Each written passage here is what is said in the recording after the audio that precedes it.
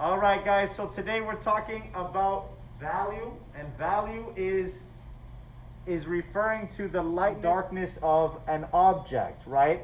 So today the exercise we're going to be implementing is the value scale. Now, value scale is talking about the dark and the light range. So for today, we're going to draw a rectangle. We're going to separate that rectangle into 6 squares. Give another one right here. All right, and now we're going to be applying a shading technique. So this is your value scale.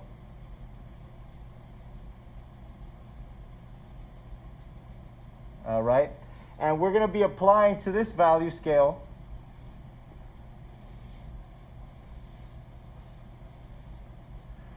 a technique called shading. Now, how am I going to shade? The best ways to shade is what we're going to be talking about now. So I'm going to be holding my pencil like this, right, from the bottom with about 3 or 4 fingers, whatever is comfortable, right? And I'm going to be applying the lead onto the paper with as much surface area contact as possible, meaning the side of my lead, right?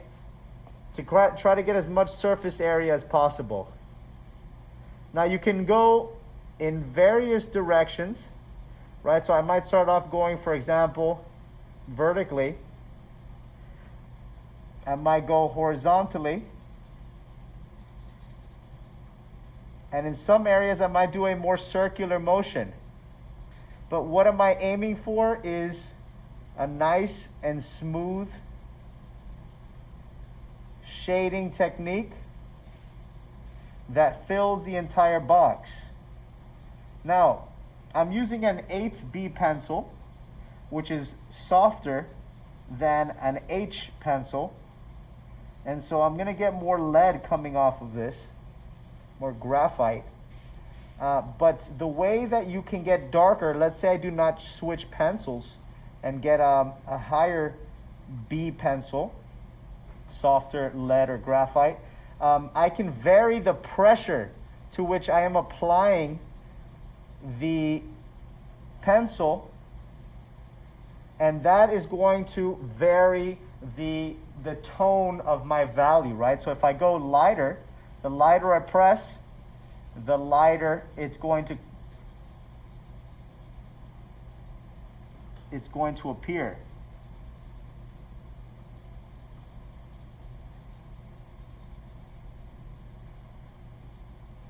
Right? So I'm going into my next box. I'm going to press even lighter than the first and the second. In this case, I'm using a vertical line, filling in the box. I might cross over that with a horizontal direction to try to fill it in as much as possible and reduce the amount of texture I have. I'm going to apply even less pressure this time.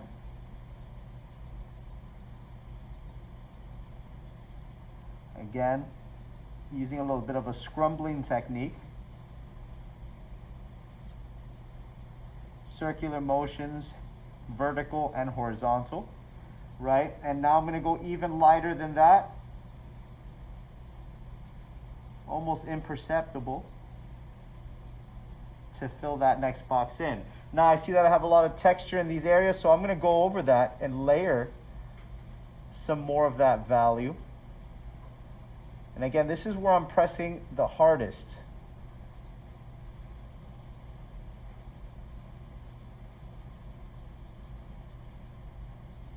All right, trying to make it as smooth as possible and filling in the entire box. All right, even lighter still, lighter until the lightest point. Right, so I'm gonna do it one more time on the arrow down here. We're going from the darkest dark, where you're pressing the hardest with that pencil, and we're going lighter with the pressure, creating a lighter value, lighter tones.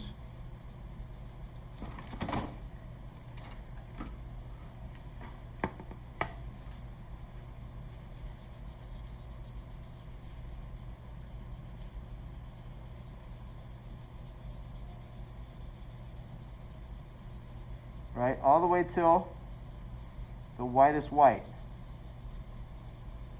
Dude, is this what we're drawing for like classroom? Yes, sir. This is what we're going to be doing for classwork. So, the darkest dark to the lightest light, hardest pressure to the lightest pressure. All right? This is our value scale, ranging from 6, 5, 4, 3, 2, and 1. And this is our exercise for today.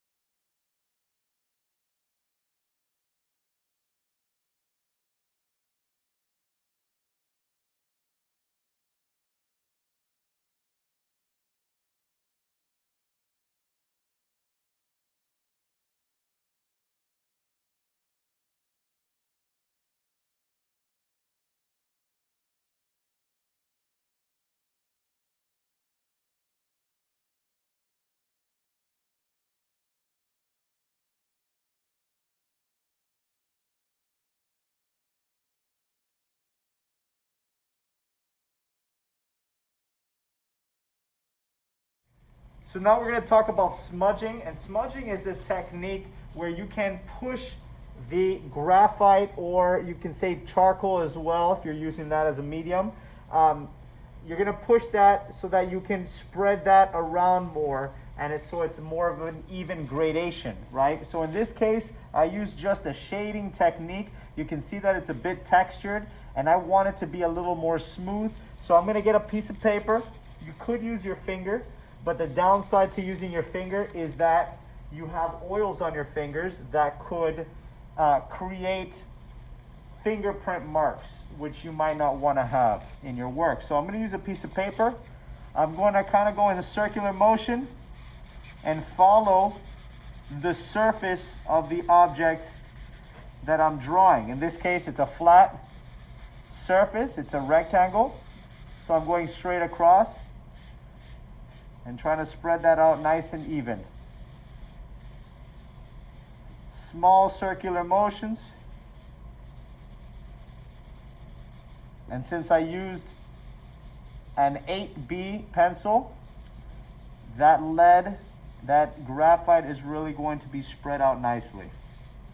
And you can see how that creates a much smoother gradation, much smoother transition. So when we're shading, there's a few ways that you can go about it. so that you get a nice smooth and even texture before you smudge. So I'm going to show you a couple directions that you can go, and then really it's about mixing and matching and trying to render whatever it is that your subject requires, right? So the first is horizontal lines. So I'm going to separate them to exaggerate so you can see what I'm going to be doing. Horizontal lines, when in action, it's going to look more like this.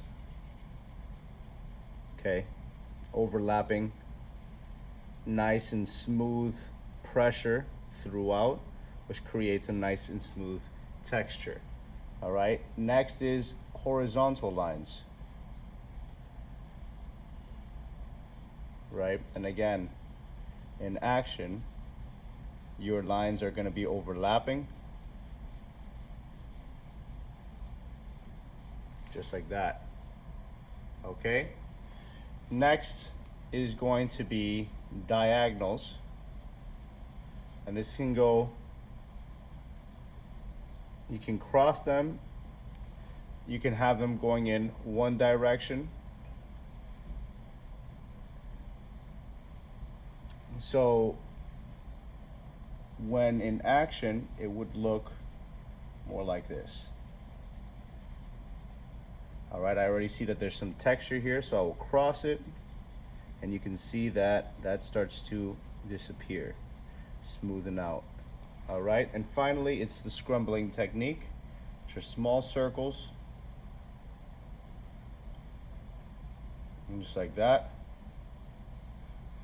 And in action, it would look more like this, tighter circles that overlap and create a smooth texture.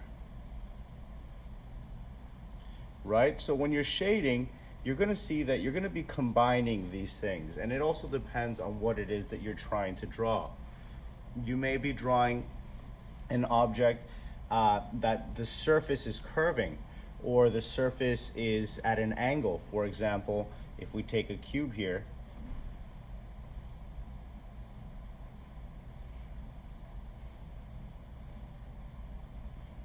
you might need to capture this angle here, and therefore you use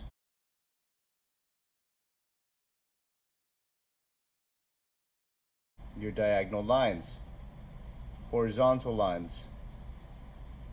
Right? Again, this would be horizontal because my lines, my shading technique should be parallel to those edges there for accuracy. Now, if I'm going to be drawing a sphere, right, I might use more of a cross contour technique where I'm going along the surface of the object, right, the outside surface, that curve. So I start to overlap,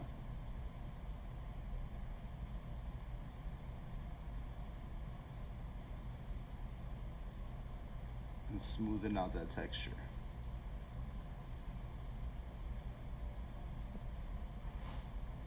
And those are your 4 shading techniques that, again, you're going to be combining to create a smooth surface and to capture or render whatever it is that you are trying to draw.